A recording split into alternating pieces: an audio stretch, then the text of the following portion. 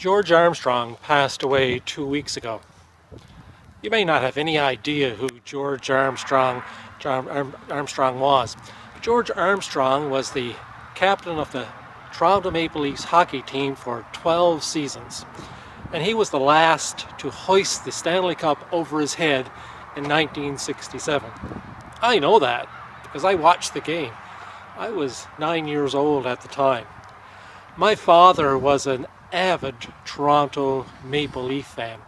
Some of my earliest memories are a little boy and probably 5 years old, and I'm upstairs supposedly going to sleep, but I'm awake and I'm listening to the hockey game downstairs. My dad is sitting in front of an old black and white TV by himself, and every time the Leafs would score, he would clap his hands. I remember as well that when we were small as well, my father would be preaching in some distant church far away. And as we left the church that night and got aboard of the car, he would tune the car radio to a certain station, and he would pick up Foster Hewitt broadcasting live from the gondola in Maple Leaf Gardens, and we would listen to the hockey game as we drove home. I had no choice but to be a Toronto Maple Leaf fan. Every Christmas there was the regalia, there was the cap, and there was the sweater, and there was the socks, and everything else that went with it. We lived hockey. I grew up playing hockey on the ponds and gullies and collecting hockey cards, and like most every Canadian boy, dreaming of one day playing in the NHL and playing for the Toronto Maple Leafs. I owe my love of sport to my dad. And eventually that led me to Memorial University and the School of Physical Education and Athletics.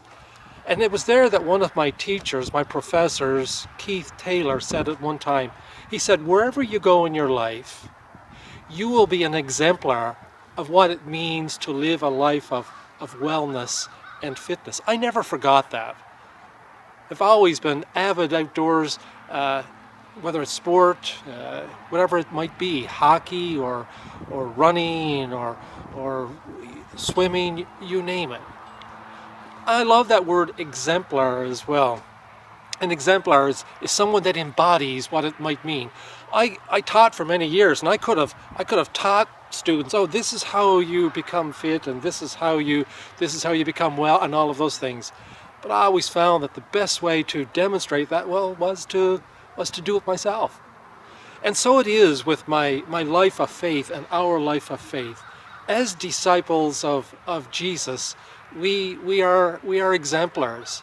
And I could preach all the sermons I want, and I could do all the Bible studies and all these lessons and everything else, and they're nice and they're good and they're important. But as a disciple, I'm a learner, and what is the best way for me to tell others about Jesus? Well, the best way is to embody it, is to be that exemplar. It is to live a life of kindness, of forgiveness, of respect, of peace and love, and you know what? Generosity. Generosity of time, energy, and yes, of money. And you know what? Do all those things in the places where there are strangers. It's easy with those around us, but live out those things where there are strangers, and maybe people may want to say, hey, if that's what Jesus looks like, maybe I want to learn more about him myself. And so wherever you go this week, may you see the face of Jesus in others, but perhaps more so, may others see you as being an exemplar of who Jesus really is. Be blessed and have a great week.